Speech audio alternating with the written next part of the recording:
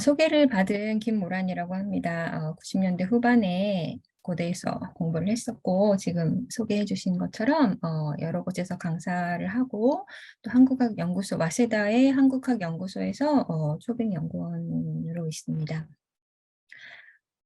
엄희경 선생님 비롯해서 이정 선생님 이렇게 좀 반가운 얼굴들이 많은 것이 반갑기도 하고 되게 긴장되기도 하고 당황스럽네요.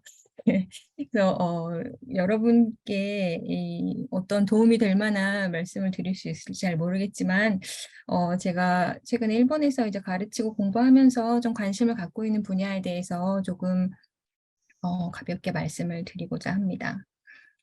이런 기회를 주신 주최 측에 정말 감사를 드리고요. 제가 제목을 연대의 기록들이라고 해서 무라야마 토모요시와 조선 문화를 기점으로라고 했는데요.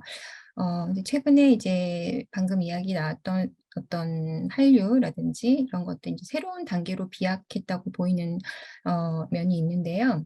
한국 문화 콘텐츠라는 것이 어떤 차세대 한일 간의 교류와 연대에서 좀 이제껏 기대되어 왔던 것 이상의 역할을 할 수 있지 않을까 하는 조금 낙관적인 전망을 또 저는 가지고 있거든요. 네, 그러한 현 시점에서 20세기 이 과거 한일 연대의 기록을 좀 되돌아볼 필요성을 최근 새삼스럽게 실감하기도 되고요. 네, 그래서 제가 최근 몇 년간 관심을 갖고 들여다보고 있는 인물인 무라야마 토모요시의 경우를 중심으로 과거의 연대의 기록들에서 우리가 무엇을 배울 수 있을까 좀 생각해보고 또 현재 우리의 자리를 좀 통시적으로 역사화하는 기회를 갖고자 하는 취지로 본 강연을 구성해 봤습니다. 일본에서는 이제 최근에 한류를 과거의 유행과 좀 구분하기 위해서 제4차 한류라고 명명을 하고 있는데요. 이러한 제4차 한류의 가장 큰 특징으로는 이야기되는 것이 무엇보다도 이제 한류의 일상화라고 할 수 있을 것입니다. 네, 즉 한류가 특정 성별이나 연령대 또 일부 매니아층을 넘어서 광범위한 소비층과 소비 영역을 획득했다는 것인데요.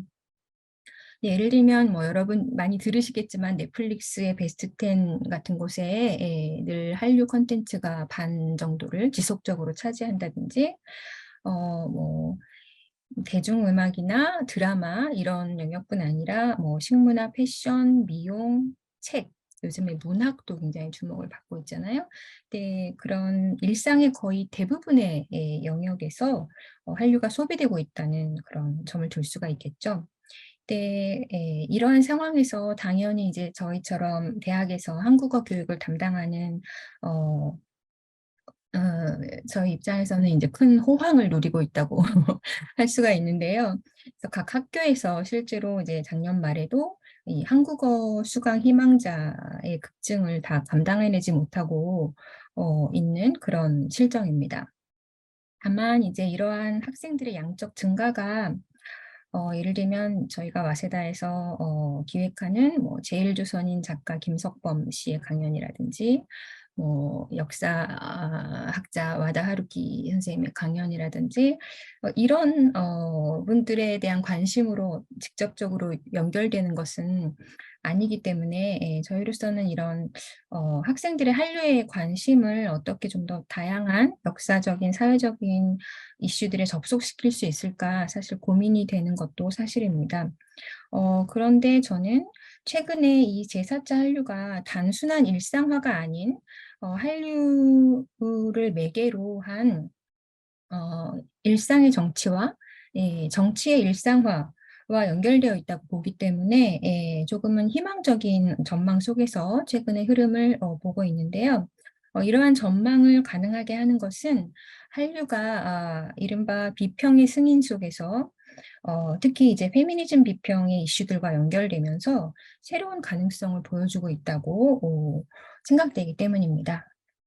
예를 들면 지금 이것들이 이제 최근에 한류 특집으로 다룬 일본의 비평지들인데요. 왼쪽부터 이제 각각 케이팝, 그다음에 뭐 문학, 또 영화, 드라마 이렇게 다루고 있는 것들입니다. 네, 왼쪽에서 두 번째 이 문학 개간지인 이 문예 같은 경우에는 이 한국 페미니즘 특집을 다루면서 창간 이래 처음으로 매진을 기록하는 일이 있기도 했습니다. 그래서 관계자들이 굉장히 놀라기도 했고요. 네, 왼쪽에서 세 번째 이 유리이카라는 비평지는 일본에서 전통이 있는 유명한 잡지인데요.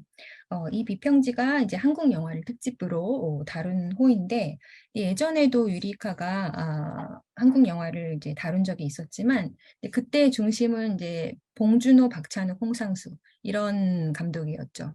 네, 그랬던 데 반해 이번에 이제 표지를 이 젊은 여성 감독인 김보라 감독의 벌새가 차지했다는 것이 어떤 변화의 양상을 말해주고 있다고 볼 수 있을 것 같고요. 네, 여기에 제가 소개한 비평지들이 공통적으로 페미니즘이나 퀴어와의 관련 속에서 한류를 소개하고 있다는 것이 특징적이라고 할 수 있습니다. 좀 앞으로 돌아와서요. 이러한 흐름 속에서 제가 다시 한번 떠올리게 되는 것은 몇 년 전에 일본에서도 또 한국에서도 출판된 책 K-팝 신감각의 미디어라는 책이 있는데요. 근데 그 책의 저자인 이제 김성민 선생님이 K-팝을 K의 욕망과 팝의 욕망을 매개하는 미디어로서 정의한 바가 있습니다. 네, 이러한 정의의 기초에서 K-팝을 바라보면 K-팝이 더 나은 세계를 바라는 사회적 욕망과도 깊이 연관되어서 생산되고 수용되고 있다는 점에 동의할 수 있을 텐데요. 근데 그러한 점에서 저는 케이팝을 위시한 소위 이 한류의 새로운 흐름이 한일의 차세대가 새로운 연대의 역사를 만들어가는 장면들에서도 나름의 역할을 담당할 수 있지 않을까 하는 기대를 하고 있습니다. 근데 그것이 어떤 당면한 한일의 역사적 문제들에 대한 거리를 바로 좁혀주는 것은 어렵다고 할지라도 말이죠.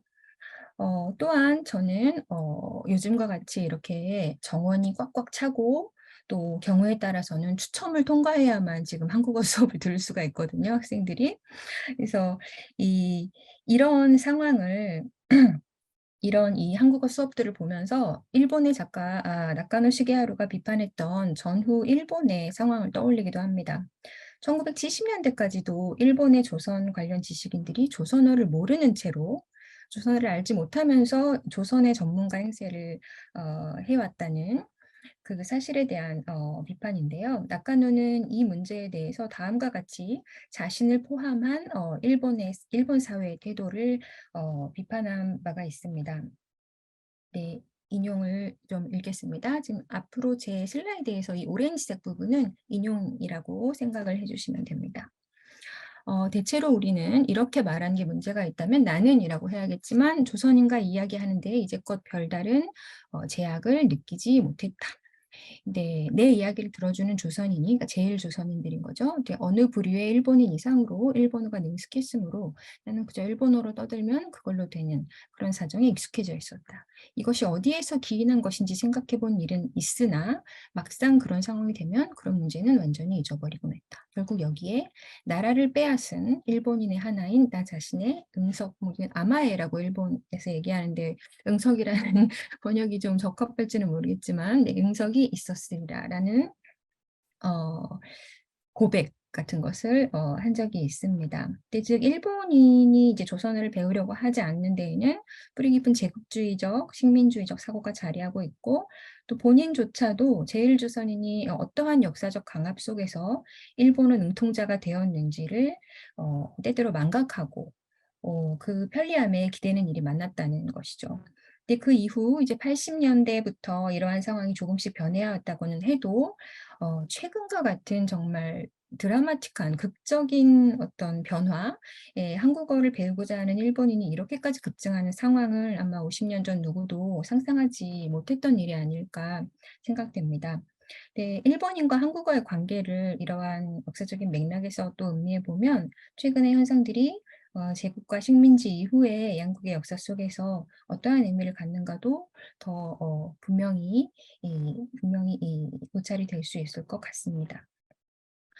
제가 방금 이제 여기서 나카노 시게하루라는 작가를 언급했는데요.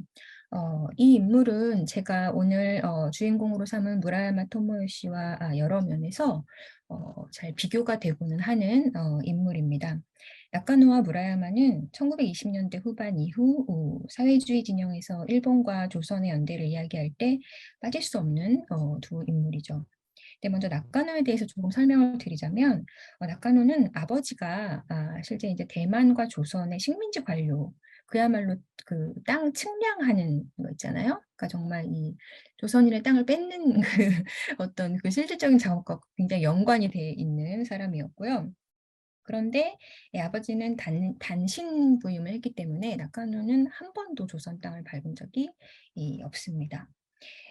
나카노는 도쿄 제대 시절에 사회주의 사상에 감화되었고 그 활동 속에서 이제 당시 일본에 있었던 제1조선인 사회주의자들과 교류를 갖게 됩니다. 여기 이름이 있는 이런 사람들이죠. 1931년에 일본 공산당에 입당을 했다가 당시 많은 사회주의자들이 그랬듯이 이제 34년에는 전향 선언을 하게 되고요. 전후에 다시 공산당에 입당을 해서 어, 참의원 의원, 공산당의 참의원 의원을 지낸 적도 있습니다. 네, 많은 소설과 시를 남겼는데 한국에서 아마 가장 많이 알려진 것은 비 내리는 시나가와 역이라는 29년에 쓰여졌고 이후 몇 번이나 이제 개작이 발표가 되었던 시일 것입니다. 그것은 이 시가 조선에서 일본에서 조선으로 쫓겨가는 그 조선인 동지들에 대한 내용이기 때문인데요. 특히 이 시에서 나카노가 조선인들을 여기 일본 프로레타리아토노 마에다테 우시로다테 일본 프로레타리아의 당시에 이 한국어 번역에는 앞잡이 뒷 이렇게 써 있는데요. 앞방패 뒷방패 직역을 하자면 앞방패 뒷방패 정도가 될 것 같아요. 그런 식으로 표현한 것이 매우 문제적인 지점으로서 이후 연구에서 자주 언급이 되었죠. 하지만 사실 이러한 비판적인 연구들이 나오기 전부터 이 낙가노는 본인 스스로 노년에 들어서 이 부분이 당시에 자신의 민족 에고이즘적인 한계를 여실히 드러내고 있었다고 반성한 바 있습니다. 네, 그리고 이제 조선의 시인인 임화가 이 시에 대해서 답시로 우산받은 요코하마 무드라는 것을 남긴 것도 유명한 일화죠. 네, 이 낙가노와 더불어서 당대 조선인의 과의 연대 기록에서 빠질 수 없는 것이 바로 무라야마 토모요시입니다. 무라야마는 도쿄제대에서 철학을 공부하다가 독일 유학을 계기로 전위적 예술 운동에 몰두하게 되는데요. 이후 일본에서 이제 연극을 비롯한 실로 다양한 방면에서 활약을 했기 때문에 뭐 일본의 다빈치라든지 이렇게 불린 멀티 아티스트입니다.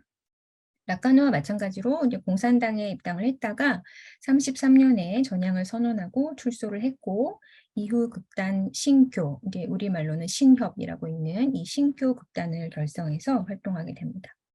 네, 한국에서는 무라야마가 이 극단에서 38년에 공연을 했던 춘향전 공연. 네, 이것이 아마 가장 널리 알려진 경력일 것 같습니다.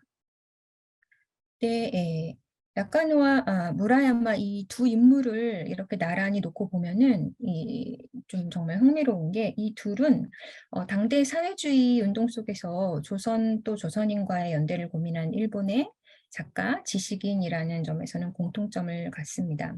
근데 이 두 사람은 뭐랄까 이 성향이 너무 달라요. MBTI를 조사해 보면 완전히 반대일 것 같은 그런 그 두 사람입니다. 네, 그래서 그런지 이 조선과의 조우에 있어서도 아주 대조적인 지점들이 많이 있습니다. 네, 나카노는 조선인 사회주의자들과 교류가 있었다고는 알려져 있으나 남아있는 기록이 거의 없어요. 어, 또 조선에서 직접 조선인들과 만난 경험도 전무하고요. 근데 반면에 그의 그 신중하고 치밀한 사고 속에서 식민지 혹은 구식민지로서의 조선이라는 것은 늘 존재해 왔습니다. 그래서 저는 그것을 최근에 제가 여기 밑에 괄호 안에 소개한 이 히로세 요이치라는 분의 이 나카노 시게하루 또 조센 먼다이라는 나카노 시게하루와 조선 문제라는 최근에 출간된 책인데요. 근데 이 책을 보면서 좀 새삼스럽게 되게 깊이 느꼈습니다. 근데 사실 이 무라야마와 조선이라는 주제로 쓰인 글 중에는 이 낙가노가 관념적으로밖에 조선과 조선인을 사고하지 못했던 것에 대해서 비판하고, 근데 상대적으로 이제 이 무라야마에게 있어서의 조선이 얼마나 실체가 있는 조선이었는가, 그러니까 얼마나 인간 대 인간의 교류였는가라는 것을 굉장히 높이 평가하는 그런 평자들이 많이 있고요. 저도 그런 점에서 이제 무라야마의 경우가 굉장히 독보적이라는 것은 인정하는 부분인데요. 하지만 이 나카노 시게오르와 조선 문제라는 이 책을 통해서 나카노가 얼마나 신중히 또 집요하게 70년대에 세상을 떠나기 직전까지 조선이라는 타자에 대한 고민과 반성을 거듭했는가를 좀 알게 됐고요. 뭔가 좀 진부한 표현이지만 약간 그 삶의 태도에 감동을 받았습니다. 그래서 낙가노와 무라야마가 이렇게 너무 대조적이다 보니까 낙가노의 이런 점에 이렇게 크게 제가 매료될 때는 그 무라야마에 대한 애정이 확 식어요. 그래서 무라야마의 주가가 제 안에서 굉장히 이렇게 막 높았다가 낮았다가 널뛰기를 하는데요. 근데 원래 무라야마는 또 뭔가 윤리적으로 그렇게 완벽한 스타일이 아니거든요. 또 그렇기 때문에 이 비교하면 할수록 또 무라야마의 단점이 보이는 그런 점이 있는 것 같습니다. 그렇지만 어쨌든 저는 요즘에는 이 둘의 우열을 가리는 듯한 일부 평자의 어떤 논조가 좀 무의미하다고 할까? 서로 너무 다른 사람이고 또 당연히 그 다른 길을 걸었을 뿐이라는 생각을 좀 하게 됐습니다, 개인적으로는요. 그리고 오늘 저는 이제 무라야마를 중심으로 남은 시간 이야기를 이어나가려고 하는데요. 제가 좋아하는 이미지 몇 개를 좀 보여드리고 본격적으로 무라야마 조선의 접점에 대해서 말씀드리려고 합니다.